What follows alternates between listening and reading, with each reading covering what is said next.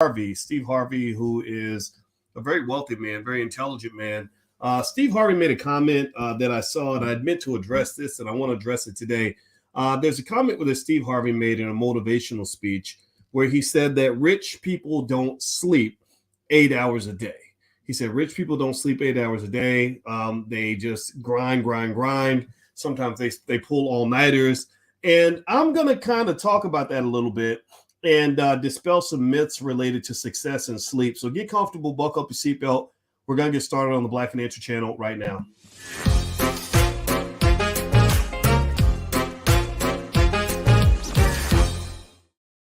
Hey, what's going on, guys? Welcome to the Black Financial Channel. That's theblackfinancialchannel.com. My name is Dr. Boyce Watkins. I am your friendly neighborhood finance professor. On the Black Financial Channel, we believe in black wealth and black economics, and we talk about black wealth all day, every day, sometimes as much as 10 times a day under one condition. The condition is that we are black first. You ain't got to be black to be here, but we are representing the black community 100%. We do not apologize for any of that. So if you're not black and that offends you, then you should probably get to stepping because this ain't going to work out for you. Anyway, put your B1 in the chat, B1 to let me know that you're black first. Also, let me know what city you're from. Hey, Kabibi. Hey, Shelton. Hey, Max Jerome. I see you, Abdul. Let's see. I see Keller Legacy Enterprises. Good to see you. All right. So thumbs up. Hit the thumbs up button. Also, make sure you subscribe to the channel. Hit the notification bell. The notification bell is very important because that's how we can notify you when we go live, because, you know, they sometimes try to shadow ban brothers that get too black on the internet. And also, I want to remind everybody, just, you know, there are fake Boyce Watkins accounts out there, and I don't want you to get taken. So make sure that if somebody reaches out and they're giving you their WhatsApp number or trying to inbox you, just know that that's not me. I do not do that, but they're on every platform. I cannot stop them. So just watch out for the scammers because they're pretty bad. All right. So how many of you, give me a yes or no, I'm asking a yes or no question. How many of you have heard that really great motivational speech from Steve Harvey, where he basically explains that I think he said rich people don't sleep 8 hours a day? Give me a yes in the chat if you've ever heard that statement. Shad from Philly, have you heard that statement? Give me a yes. Rashawn, have you heard it? Kabibi from Detroit, who's heard that statement? Corey says yes. Okay. Janine says yes. Give me some more yeses or no's if you haven't heard it. Give me a no. I want to see how many of you have heard the same thing I heard. It's a really popular viral video. Steve Harvey is a great speaker. Steve Harvey is very motivational. Steve Harvey is very, very rich. And so, you know, that gives some credibility to his advice. He worked very hard to be successful. He's from the old school. And I like that about him. I like the idea that he has certain principles of manhood that I definitely align with. And his goal is to mentor people. And I just respect that, you know. So shout out to Steve Harvey. Even if we disagree on some things, I really think overall he is he's better. He's good for the world, right? In his own special way. Now, here's what I want to kind of get into, though. I want to kind of, and I'm actually trying to find that quote. I want to specifically quote Steve in terms of what he said, and then we're going to start from that. All right, so let me see. Here we go. Steve Harvey. Okay, he says, rich people don't sleep 8 hours a day. That's a third of your life. They ain't but 24 hours in a day. I'm going to try to use my Steve Harvey voice. They ain't but 24 hours in a day. You cannot be asleep 8 hours a day. So he said that to Oprah Winfrey, and he said that basically if you're sleeping 8 hours a day, you're sleeping away 1/3 of your life. Now, here's what I can agree with. Steve Harvey is saying, look, you got to grind to be successful. Okay, cool. You can't waste time. Get it. Right on. I agree 100%. I mean, in a third of your life, I mean, let's do the math real quick. I taught math, you know, so I should be able to do this math in my head. But let's take 8 hours a day. 8 hours a day times 7 days in a week is 56 hours in a week. So 56 hours over the course of a 52-week year. Let's see a rough estimate about what's that? Is that 2,600 hours a year? 2,600 hours a year. It's 26,000 hours in a decade. That's about 100,000 hours over a 40-year period. Or if you live to be 70, then you would almost not quite double that, but go to about 170, 180,000 hours. That's a lot of time. That's a lot of time. I mean, man, how cool would it be if we had that whole 180,000 hours available to grind with? And here's the scary part. This is one of the reasons why I warn y'all about the corporate plantation is And with the corporate plantation, you give even more than 8 hours a day to the corporate plantation. Like, think about it. If you work 8 hours a day, most people don't even work 8 hours a day. They work like 9 or 10 hours. But let's say you work 8 hours a day. You spend 1 hour getting ready for work and getting to work, another hour coming home from work. So that's about 10 hours a day. Really, it's more like 12. But let's say it's 10 hours a day, 5 days a week. That's 50 hours a week. 50 times 52. That's about 2,500 hours a year. That's about 100,000 hours over the course of your life that you spent at a job. Right. So 1/3 of your life you spend in sleep. The other third of your life, at least a third, you're spending at your job.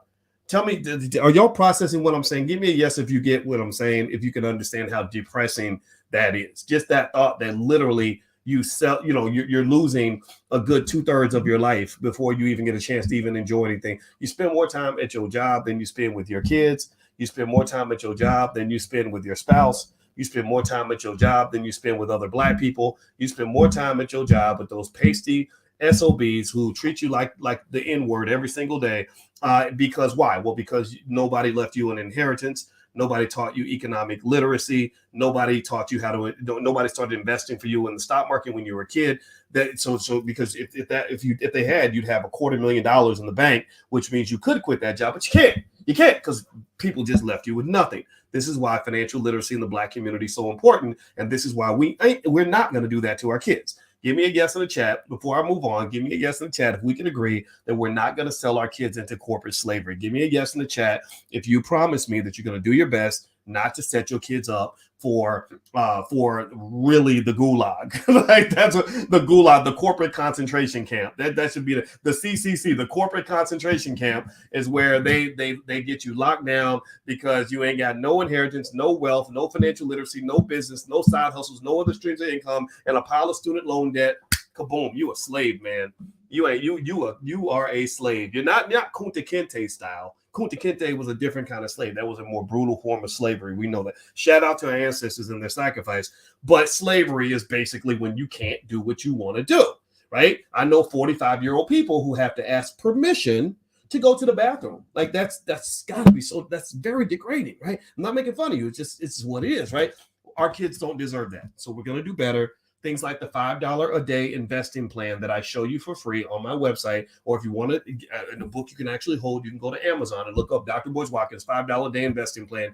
You can order that book on Amazon. It's right there. I have other books out there, so feel free to grab any of those books. All right, so we know how to kind of get away from that, but let's go back to Steve Harvey and this conversation about sleep. See, I used to believe that too. I used to believe I had a homeboy who's got a platform called Sleep is for Suckers, and I like that title a lot. It's very catchy, and you know what? And I totally understand that point of view. When I was working on my PhD, I was like, man, sleep it. Only fools sleep. You can't be up here sleeping. You got to stay up as long as you can. I was pulling all nighters. When I was working on my doctorate, I would study 7, 8, 9, 10 hours a day, and I felt guilty for sleeping a full night. I really thought, this is for weak people. This is, I'm not going to achieve my goals. What's wrong with me? And I get it, right? I understand that.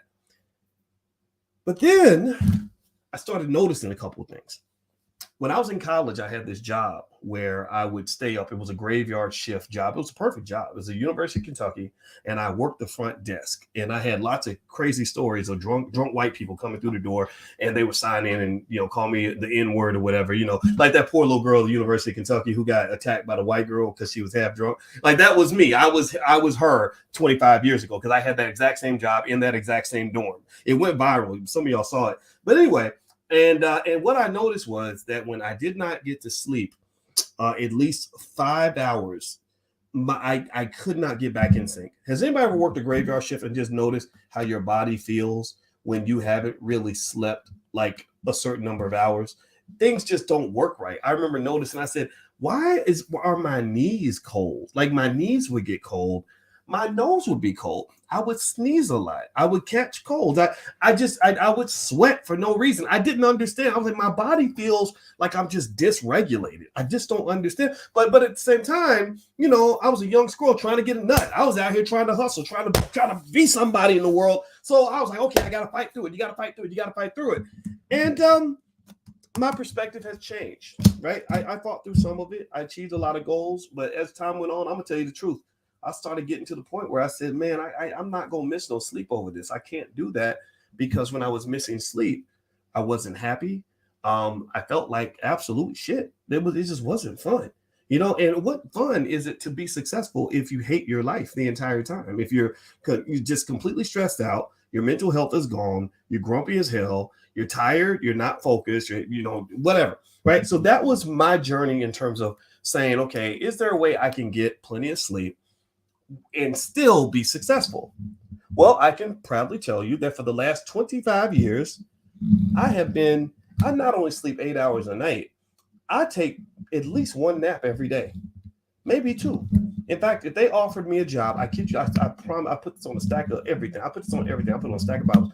If somebody offered me $20 million a year to take a job, like let's say I got let's say it's 7 to 8 million. Let's like Dion. Let's say I got the job in Colorado or something, right? Whatever. And they said, but the only requirement is that you got to come to work every day, and you have to miss your afternoon naps, and you might have to work with white people every day. Some of whom are going to be pretty nice, but some of whom are going to disrespect you because you're black. I would say absolutely no. Hell to the no. And the reason I wouldn't do it is because, one, I want my afternoon nap. Two, I don't want to be a slave. I don't want to be told what to do. I don't work well. Slavery, I'm not fit for slavery. I would get fired on the first week of the job. So the point is to say that sleep mattered, and I figured out it mattered just intrinsically. I did not know the science behind it, and I'm actually going to give you guys the science, and I'm going to hopefully convince you, especially any young person that's trying to be successful, that literally not sleeping, I did not know this. But after sort of, I married a therapist, and I also have a sister who's a medical doctor, and I did some research on the YouTube streets, and let me just tell you, not getting enough sleep, it doesn't just make you feel bad. It will actually kill you. It will actually kill you. It will actually kill parts of your body, like stuff like cancer and all that stuff is linked to a lack of sleep because your body is supposed to sleep. Now, before I do all that, if everybody could do me a favor, please hit the thumbs up button, thumbs up, share, and subscribe. And my website is boycewatkins.com. And I wanted to mention to you all, Julian Gordon, who is an absolute mastermind at multifamily real estate, is going to join us for an event called the Emancipation Equation. And it's totally free. For anybody that wants to get started in multifamily real estate, Julian is Mr. Multifamily. He's the best on earth at this. He's our dean of real estate in the Black Business School. He's a brilliant brother. He went to UCLA, and I believe he went to Stanford also for grad school. And he's super smart, and he's super good, and he controls millions of dollars in real estate. He's going to join us in the Black Business School on Friday. I told y'all, we bring y'all the best of the best for a fraction of the cost, and this event is totally free. So if you'd like to join us on Friday for that event, just go to my website, go to boycewatkins.com. If you're watching on Instagram, you can hit the link in the bio. It's totally free. Join and bring your family. Real estate is one of the three, almost like the holy trinity of wealth. There's real estate, stock and bond investing, and also entrepreneurship. Those are the three things your children should understand before they turn 18. So if you want to, bring your kids, and we're going to meet on Friday night at 8 p.m. So join us. Just go to boycewatkins.com and you can join. You can register for free. Okay, so here's what we want to get. So we're talking about Steve Harvey and this quote about not getting enough sleep. And a shout out to Steve. Steve is a grinder. He's a hard worker. But I'm going to challenge this assumption a little bit. And so here's one thing I want to read to you guys. I read, if you quickly Google, according to the National Institutes of Health, what are some of the effects of a lack of sleep?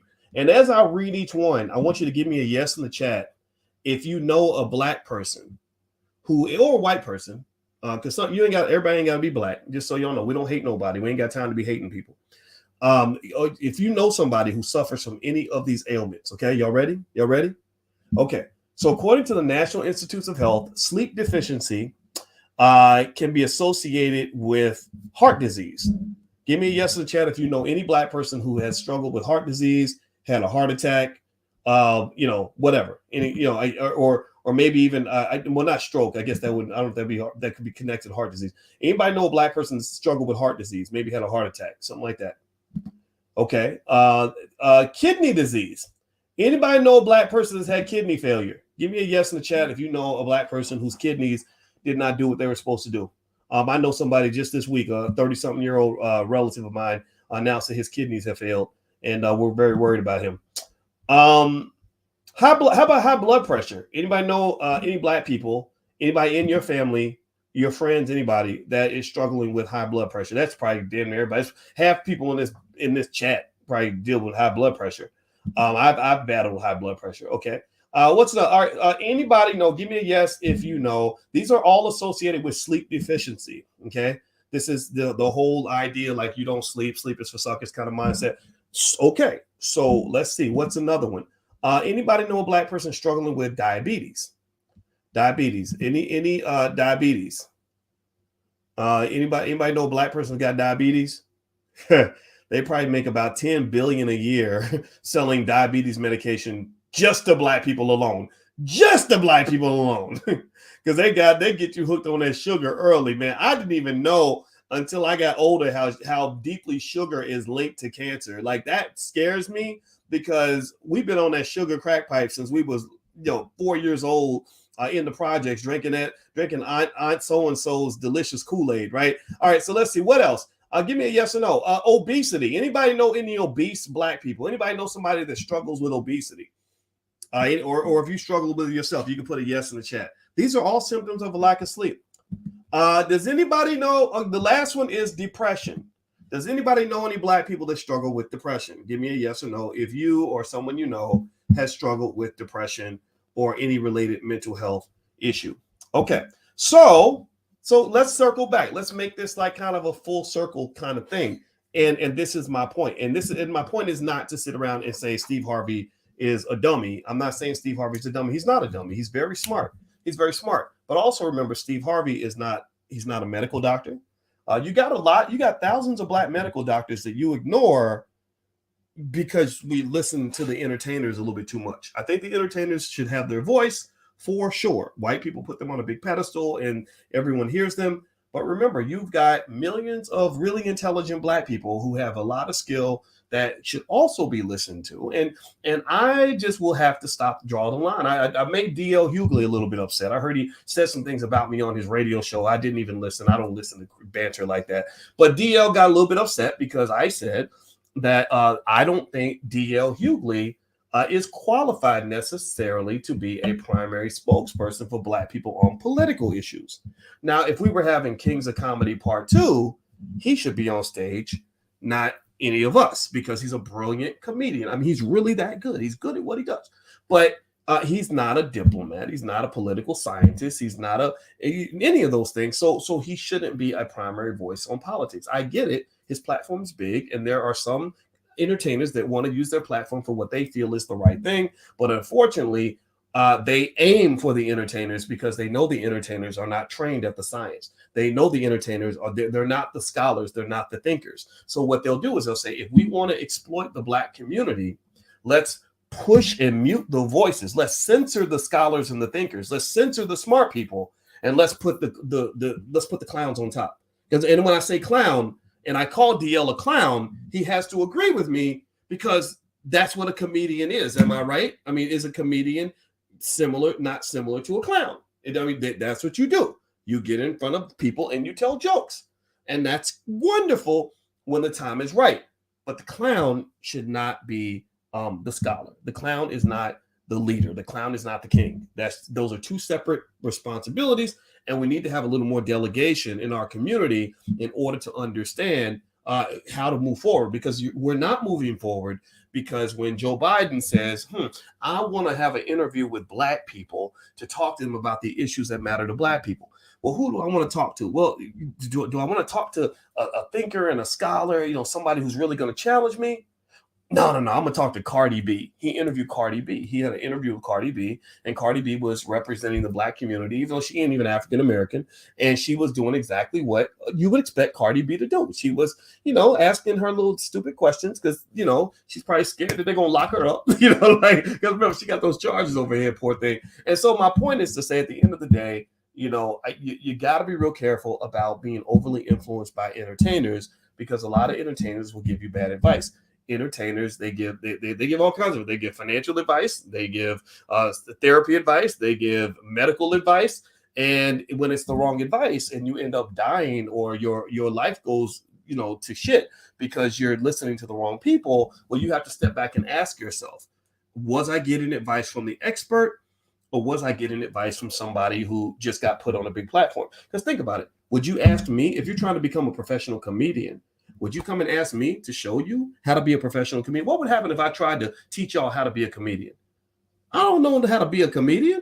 That's tough. That's hard to do. Remember when D.L. Hughley was on Fresh Prince a long time ago, and Will Smith thought anybody could just be a comedian, and he went on stage and told a bunch of jokes, and he totally flopped. Anybody remember that? Anybody remember that episode? And D.L. came in and showed him how to do it and said, this ain't just something you could just wake up out, roll out of bed and do. And that gave me respect for what he does. So I respect the skill it takes to go tell jokes and to be a comedian. So it is with as much respect as I might have for him, he needs to have that same respect for people that are dealing with serious political issues in the Black community. Malcolm X talked about this. Malcolm X, years ago, he has a speech where he was saying that they always want to grab the entertainers and the clowns to represent the Black community. And then you wonder why there is no progress. Well, because unfortunately, they're not necessarily hip to exactly how things work. So the ideal scenario, and I'm going to go back to the Steve Harvey thing, but this is really just me giving you all stream of consciousness. I have to be honest. I can't sit here and lie. I know sometimes I talk and I offend people, but I can't worry about that right now. But I remember the best example I saw of an entertainer using their platform in an appropriate way was when Ice Cube went and wrote his contract for Black America. And when I first saw it, I said, oh, here we go. Let's see. Okay, another entertainer thinking they're going to lead the Black community. Let's see what he has to say. And I'm reading it. And I'm like, we need to do blah, blah, blah. Whoa, this is good. Whoa, this contains really good science. And this, whoa, wow, these are really excellent recommendations. And then I find out that what Ice Cube did, and I give him so much credit for this, is he consulted with experts in the Black community. He said, okay, I understand this rap game. They put me out on top on this perch, but I'm not supposed to be out here by myself. I need to get back by people that know what they're talking about. So when Ice Cube would go talk to people, there were a couple of times we would talk and I'd say, okay, here's the topic that you really need to pay attention to. This is what the people are actually saying. This is what matters to people right now. Make sure you understand the difference between this and this. And then he go and use his platform and literally lay it out in a beautiful way. And I would say, that is so great. That is so awesome. You know, so entertainers can play a role, but they don't need to take over the whole game, because when they do, they mess things up. They destroy entire movements. Nick Cannon came out and tried to get super gangster with the Jewish community, and they slapped him up like a little punk. They broke him down into little pieces in front of everybody. They butt broke him and completely undermined a massive movement because he didn't understand the difference between talking about it and actually being about it. And he didn't understand the difference between talking tough and being willing to make the sacrifice. The community is full of people who are marginalized and okay with that, who aren't getting the money that they could be getting because they've accepted the fact that they are really in this with both feet. And then you have people that want to kind of be in it with one foot. This is not a battle for the faint of heart. When you're talking about really trying to elevate a community, it requires a long-term commitment. Period. Okay, so let me get back to it. I didn't mean to go on that little tangent, but I had to share this idea, and I want to just sort of give you guys an honest stream of consciousness here. Do me a favor, if you could, hit the thumbs up button, thumbs up, share, subscribe. Make sure you hit the notification bell. My Instagram is The Real Boyce Watkins. I want to say hi to everybody on Instagram. And also, my book is actually out now. It's called The 10 Commandments of Black Economic Power. I've been working on this book for a couple of years, and this is designed specifically for those that want to build empires within their families. It is 10 simple rules, 10 simple commandments that can be applied that will turn your family into an economic behemoth within a generation. It talks about basically how to be what I call gang affiliated. In order to be economically successful, you must find your economic gang, your economic family, your clique, your tribe, whatever it is. You have to operate on code. You have to have standards of behavior. That means you got to confront certain behavior, like making a bunch of babies and not taking care of them, borrow money from your relatives and not paying it back. You can't do that. You have to deal with people that want to be dead weight on the family. You got to deal with a lack of commitment to educational progress. You have to deal with a lack of commitment to economic intelligence. We have to deal with all these things. So this book gives you a simple blueprint. It's designed to be easy to read. It's what 200, how many pages is this book? About it's not even 200 pages, literally. So feel free to go take a look. It's out on Amazon, or if you want to just go to my website, it's drboycebooks.com, and you can check all around it, drboycebooks.com. Okay, so let me kind of talk about a couple more things with Steve Harvey. We're talking about Steve Harvey's quote about sleep and that rich people don't sleep 8 hours a day, and I kind of challenge that a little bit because, you know, I'm not as rich as Steve Harvey, but I'm not broke. I have a lot of investments and all that. I sleep my ass off. This morning I slept 8 hours a day, and I'm about to leave y'all and take a nap in a minute. I'm a sleeper because sleep actually wakes my brain up. Sleep makes me feel good about the world. Sleep makes sure that when I am up, my time is productive. And one of the rules that I also apply that has really helped me a lot, because remember, I had to juggle a lot of stuff. When I was working on my PhD, they'll literally do crazy stuff to you in a PhD program. You have no idea. Like, I was literally sitting next to the most brilliant students on earth from China and Russia and all that. So they'll do something like, they'll give you a whole book and be like, you're going to get tested on this book on Friday. Like, or in 2 days, you got to know everything in this book. And it's not possible sometimes. Like, you're just trying to figure out, how do I do all this impossible stuff? So I understand being under that pressure where you feel like you can't sleep. And so one of the things that I actually learned to do is one thing I do, for example, is I take my day and I break it into these like 20-minute blocks.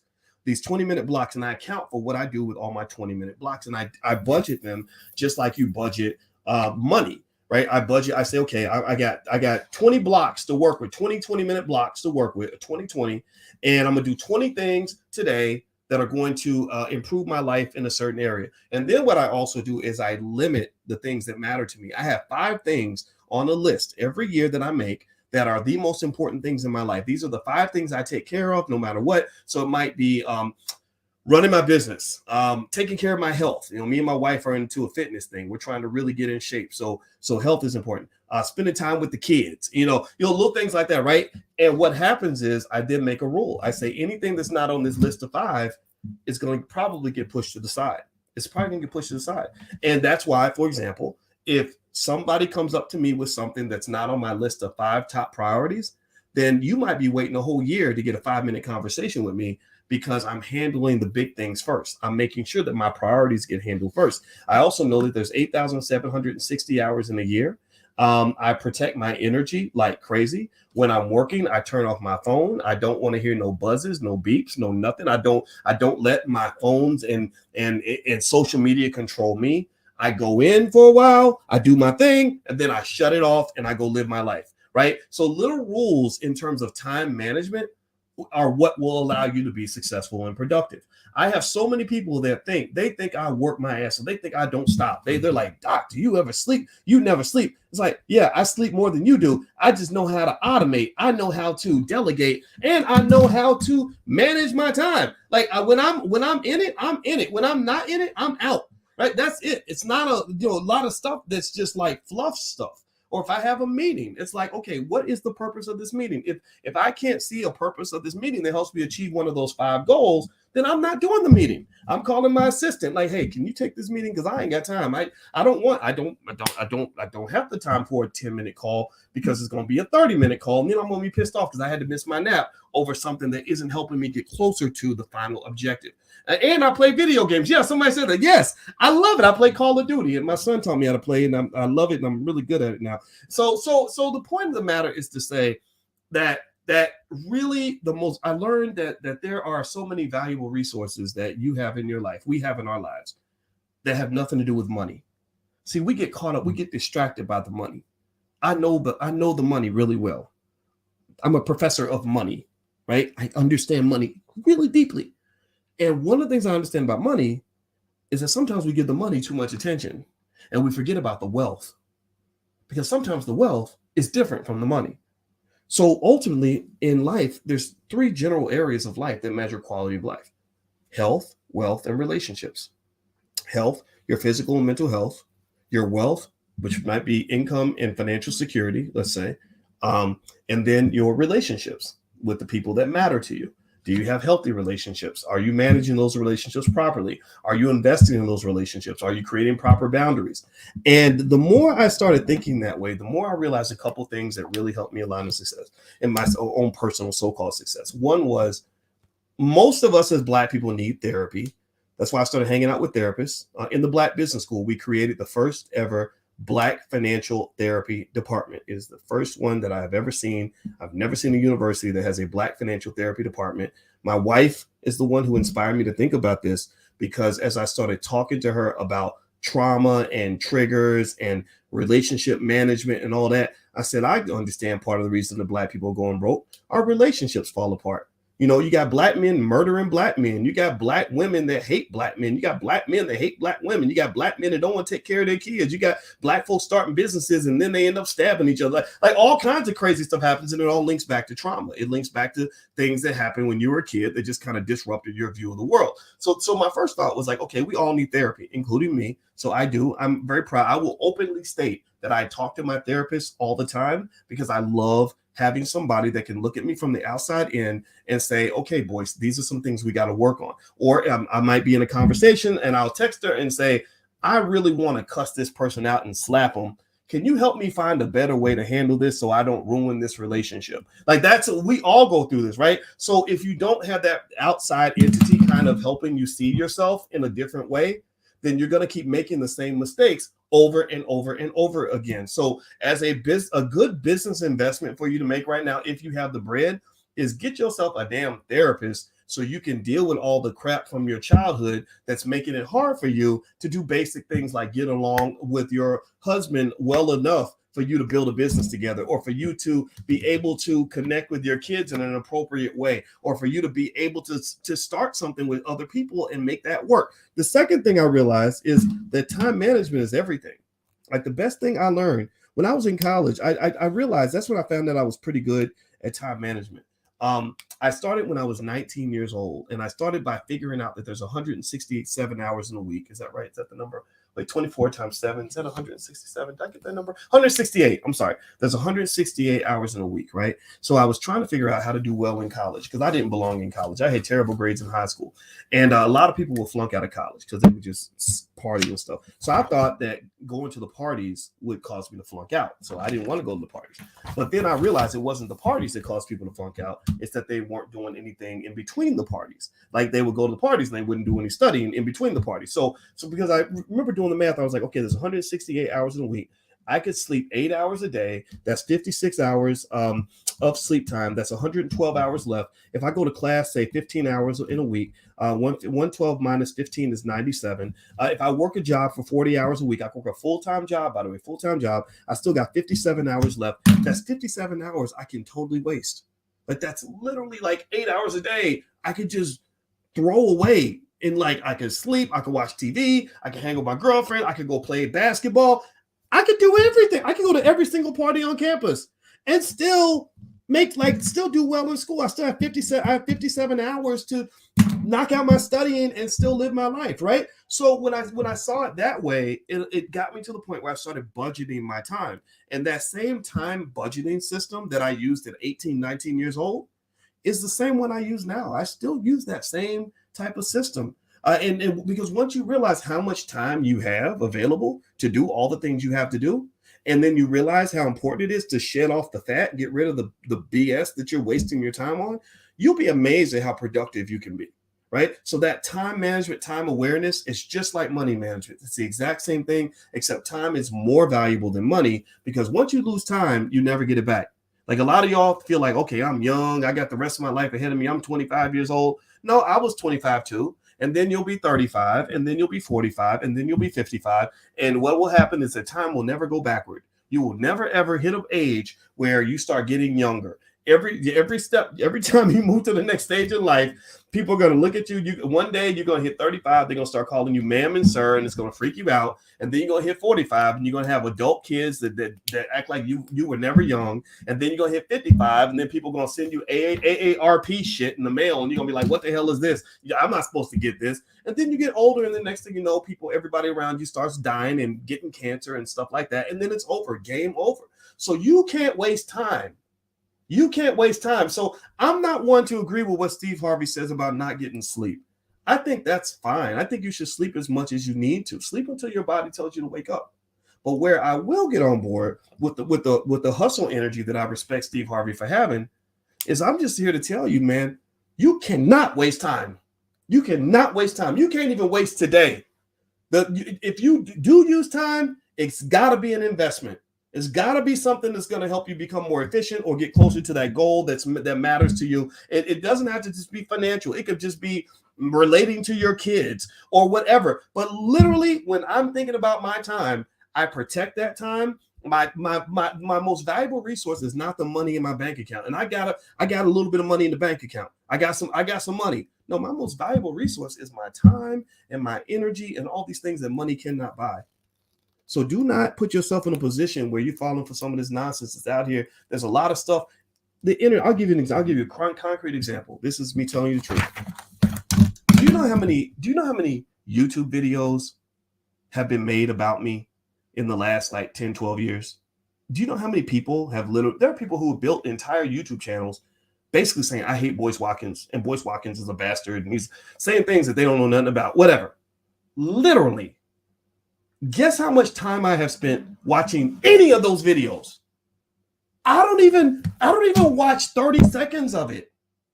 I don't watch 30 seconds of it. Because number one, I don't want to get triggered. If somebody's sitting there telling lies about you, it'll just make you mad. And then number two, I know it's a waste of time. It's drama. It's BS. It's stupid. Okay. You're making your money. Good for you. I'm not even, no. So when I'm on the internet, I'm using the internet to accomplish a goal. I'm either on the internet achieving the goal of figuring out how to run a better business, or right now I want to be an airplane pilot. I have that goal. So I'm on the internet watching airplane pilot videos all day so I can be a good pilot and not get killed. Or my goal might be just to relax. I'm a football fan. I watch all the NFL games on YouTube because they condense them to where they're 12 minutes because I don't want to waste time watching a whole football game. That's the only time I'm on the internet. Or watching financial news. I'm keeping up with what's going on in the stock markets and all that because I'm about my investments, my bread, and my legacy, and taking care of me, my wife, and kids. I ain't got time for these fools. I'm not going to sit here and watch some rapper talk about how he shot somebody last week and got 14 babies mamas. That's not of interest to me. None of that is. So what I would just say to you is figure out who you are, what you want, and what matters to you, and get a system and a process that really works for you. And to hell with the rest of the world. The more you try to become extraordinary, the more you may not fit into certain spaces. And that's okay. It's okay to be an alien. It's okay to be a little weird. Just switch your circle a little bit and find other people that are weird like you, weird in the same way, who are high achievers just like you, and they will propel you to do bigger and better things. Don't waste time trying to explain all this to people who just ain't going to quite get it, or who are going to think you're uppity for trying to help them out. All right. So that's my 2 cents, man. By the way, there's something that you can have for free. If this kind of thing interests you, there's actually something. I did create a whole life class, and it's but we decided to make it free because I want everybody to learn this stuff. And it's called blackkeystogreatness.com. And there's no price on it. Like, it's totally free in the Black Business School. And literally, Black Keys to Greatness is literally kind of a brain dump where I wanted to lay out all my strategies for success because I had a whole system, and it's worked. When I was at the University of Kentucky, I was the number one Black student. I don't know about the white students. I was the number one Black student on the campus for 4 years when I was there. I had the highest grade point average of all the students on campus. And not only did I have the highest GPA, but I worked a full-time job. Sometimes I'd have 2 jobs. I was always on the basketball court.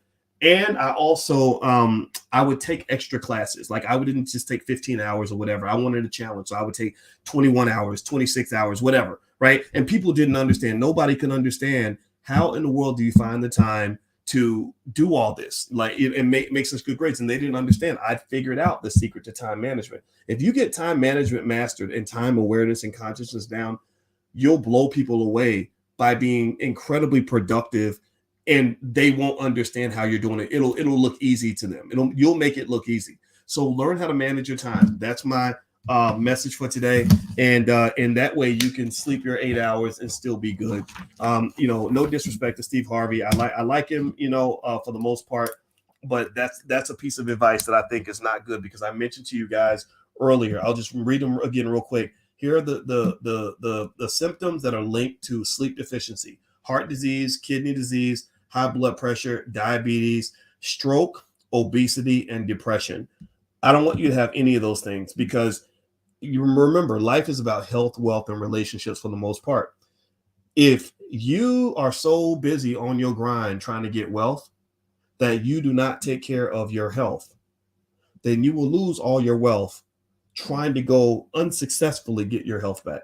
You won't get it back. Once you're that sick and you're messed up from all these ailments, you ain't gonna get it back. They'll just give you a bunch of medication, expensive medication, to manage it, so that you don't die as quick as you would otherwise. But your quality of life will disappear. You'll never go back to how you felt when you were young and free and 22 years old. So just keep that in mind. Get your sleep. But when you wake up, that 14 hours or whatever you have per day, handle your damn business. Be a grown up. Shut out that bad energy. Stop wasting time with losers. Just walk away from those conversations. Turn off your phone. Stay out of your email and out of social media until you have the appropriate time. Control all of that. Don't let that stuff control you. That is how you become successful. And that's my 2 cents. And I appreciate you guys for listening. I hope it helps somebody. All right, guys. So do me a favor. Hit the thumbs up button. Thumbs up, share, subscribe. If you'd like to join us for the multifamily event, multifamily real estate event on Friday, you can go to boycewatkins.com. It's totally free. Julian Gordon is going to introduce you to multifamily real estate if that's something you want to look into. It's a great way to generate streams of income. Real estate is actually one of the greatest wealth building mechanisms that there are. So if you'd like to join us for free on Friday, at 8 p.m., you can go to boycewatkins.com. The link is right there at the top, and hope to see you guys then. So take care. Hit the thumbs up button on your way out. God bless you, and I will see you soon. Have a good day, everybody. Peace.